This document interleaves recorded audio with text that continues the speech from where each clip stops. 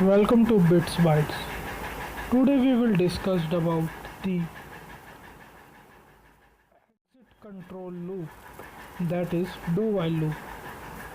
It's having a special feature, that is it the set of statement written under the do while loop is executed at least one time. The exit control loop restricted the exit of the compiler. Why you use do while loop?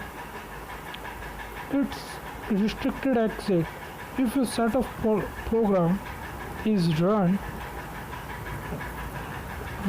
at least one time, then after that you checking the user entered why a user want to perform that task again or not, then you should be use do while loop.